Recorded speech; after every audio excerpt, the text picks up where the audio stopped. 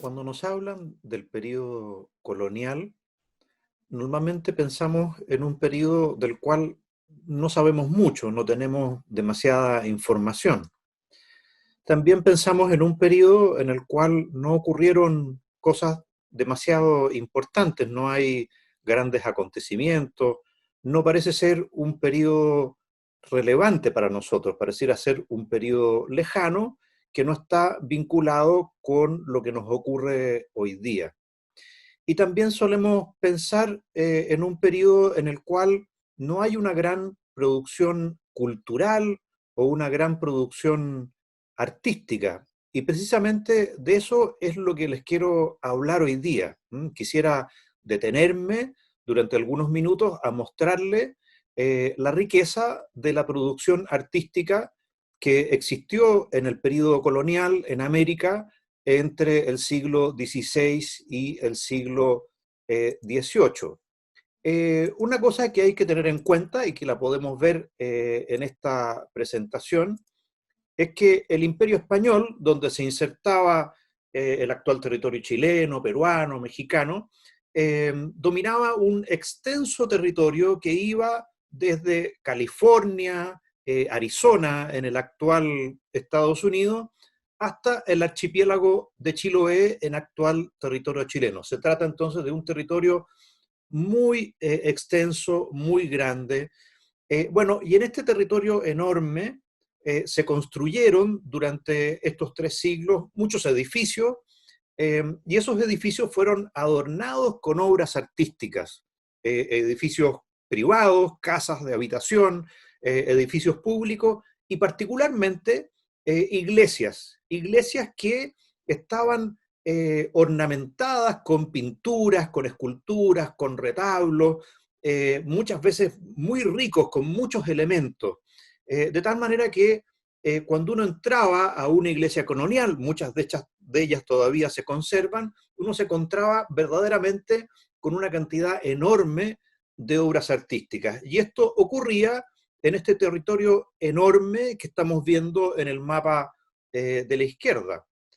A modo de ejemplo, podemos detenernos en las obras que aparecen en la presentación. Arriba, a la izquierda, está la iglesia de la misión de San Francisco Javier, actualmente en Arizona, en Estados Unidos, en el extremo norte, ¿no es cierto?, de este extenso territorio.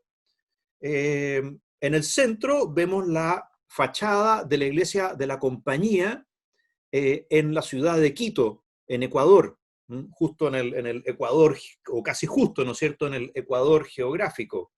Y a la derecha vemos la iglesia de Santa María de Loreto de Achao en Chiloé, edificios que fueron construidos precisamente durante el periodo colonial y que nos permiten mostrar la enorme infraestructura que se construye a lo largo de todo este territorio. Edificios que, como decía, especialmente las iglesias, estuvieron adornadas con muchas pinturas, con muchas esculturas, con muchas obras de arte.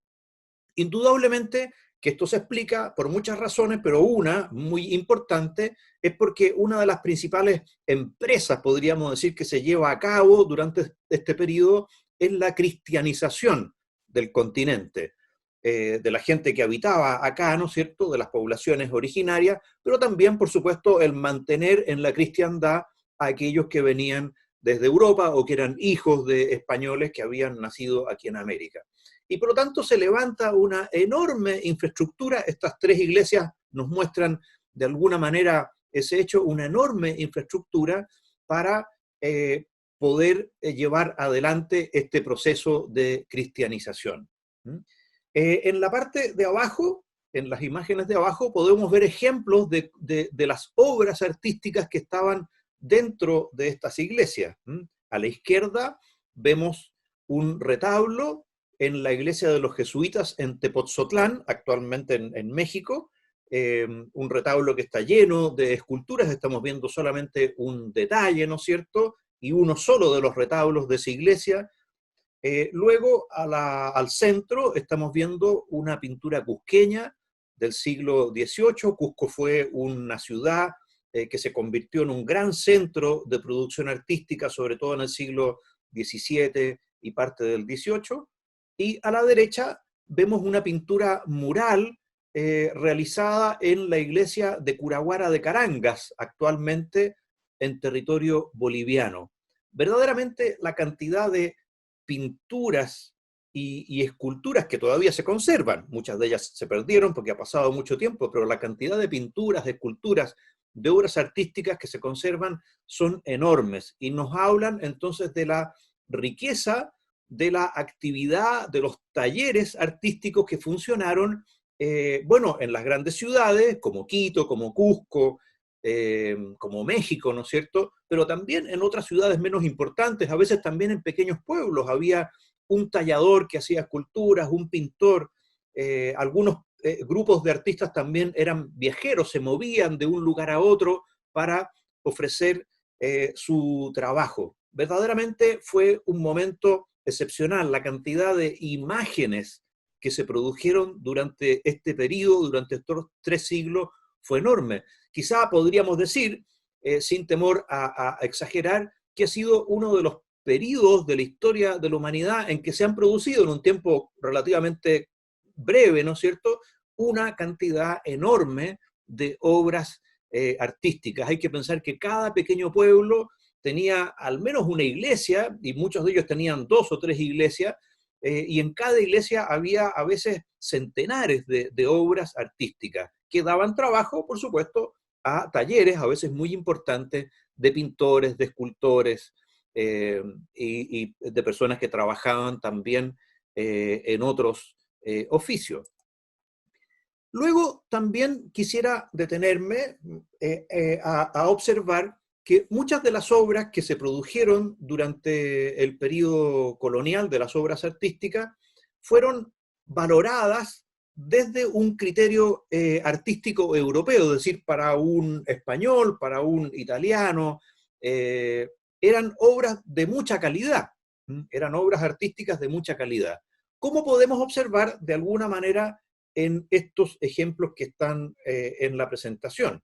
A la izquierda estamos viendo una escultura realizada por Manuel Chilí, un escultor que estuvo activo en Quito en el siglo XVIII.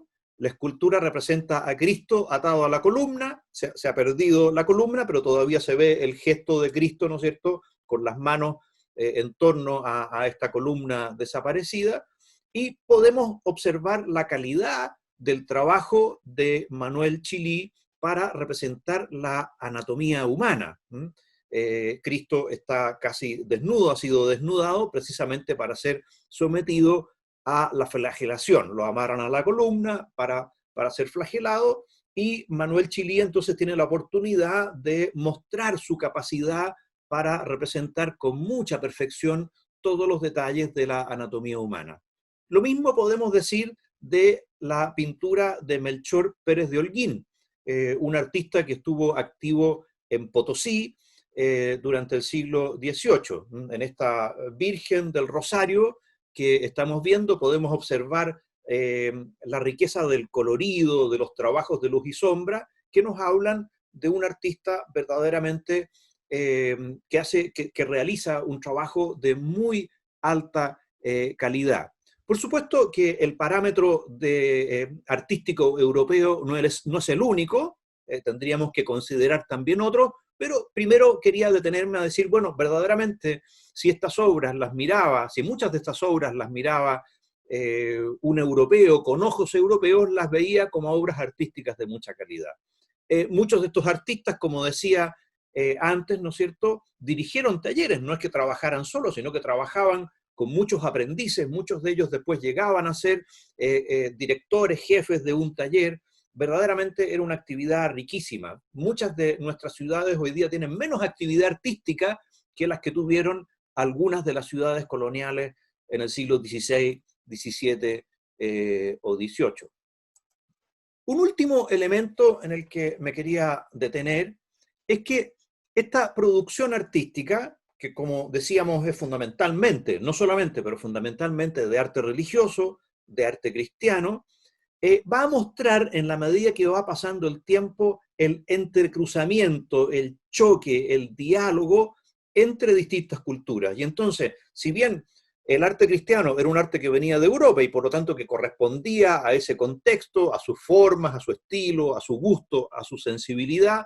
Poco a poco las culturas locales comienzan a introducir elementos y este arte europeo comienza a ser transformado de distintas maneras por las características de las culturas locales. Y aquí voy a poner dos ejemplos que son los que están en la presentación. A la izquierda estamos viendo la iglesia de la Compañía en Arequipa, en Perú. Es una iglesia de finales del siglo XVII y que nos muestra una riqueza muy grande en el relieve de ornamentos que tiene la fachada. En esos relieves, si pudiésemos acercarnos a los detalles, veríamos algunos elementos de flores, de vegetación, que corresponden al medio local, es decir, los artistas que están tallando estos relieves de piedra, ¿no es cierto?, en la fachada de esta iglesia, están recogiendo lo que ellos ven, las flores, las plantas que ellos ven en su medio, y que tienen probablemente también muchas de ellas una simbología particular.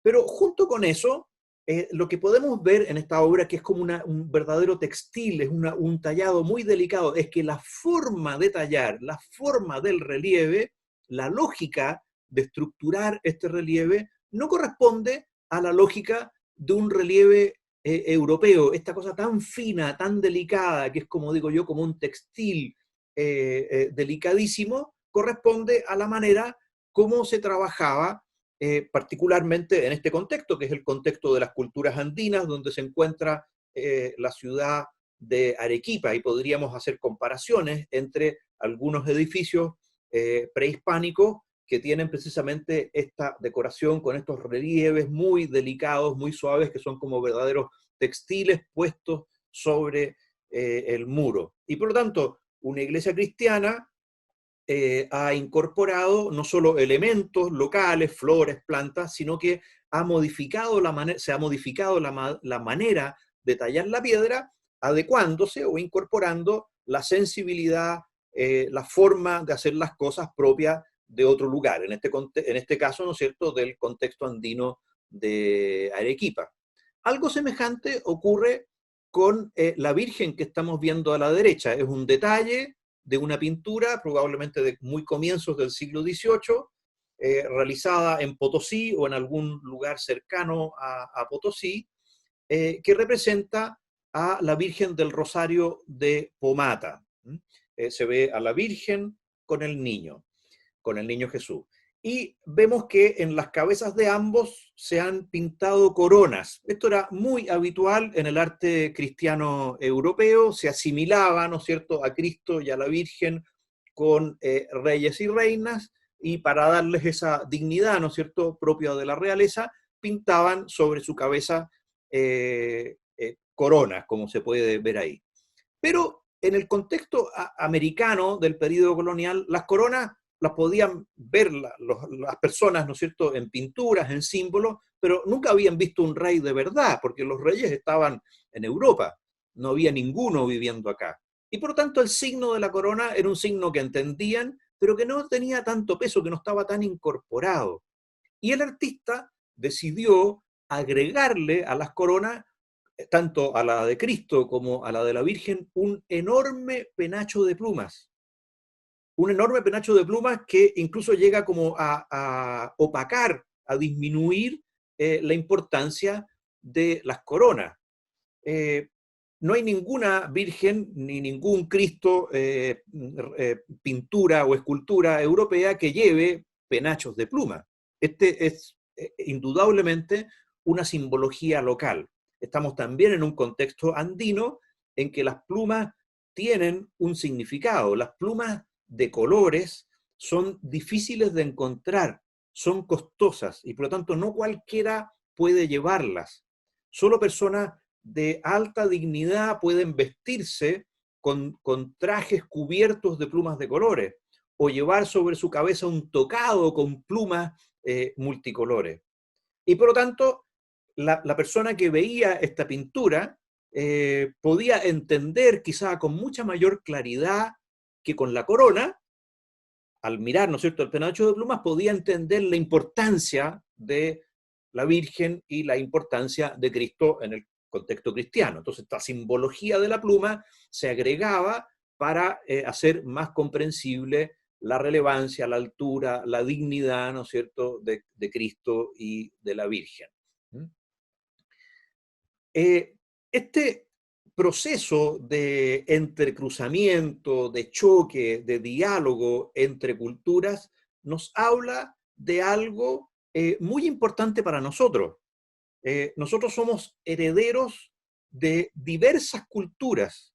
En nosotros se encarnan, podríamos decir, diversas culturas, y esa es nuestra riqueza, que tenemos que aprender a reconocerla y aprovecharla. Y entonces, al mirar estas obras, nosotros nos damos cuenta de que lo que somos hoy día se comenzó a forjar de alguna manera, desde antes, por supuesto, pero de manera muy importante durante estos 3 siglos. Tenemos muy cercano a nuestra experiencia nuestra habla, nuestro lenguaje. Nosotros hablamos en español, pero incorporamos muchas palabras que no son del español. En Chile, como en otros lugares, muchos sitios son nombrados con palabras de lenguas originarias. Quilpué, Curicó, Quillota, Achao, no son palabras del español. Pero no solo nombramos lugares con palabras que no son del español, sino que de lenguas de nuestras culturas originarias, sino que también usamos en el lenguaje común muchas palabras que no son del español y a veces no las reconocemos. En Perú, en Bolivia y en Chile usamos muchas palabras del quechua, como guata, como guagua, como yapa. No son palabras del español, son palabras del quechua. Y por tanto nosotros de alguna manera podemos ir reconociendo que esto que ocurrió en el periodo colonial nos ha marcado y nos marca hasta el día de hoy. No podemos ser indiferentes a lo que ocurrió en el periodo colonial, porque todo lo que ocurrió ahí, para bien y para mal también, lo hemos heredado, lo hemos recibido. Sigue definiendo lo que somos y la manera como vivimos. Y entonces quisiera invitarlos a interesarse por el periodo colonial, a reconocer la riqueza artística de este periodo y a visitar, cuando podamos, ¿no es cierto?, cuando estén abiertos, los museos que guardan colecciones del siglo XVI, XVII y XVIII.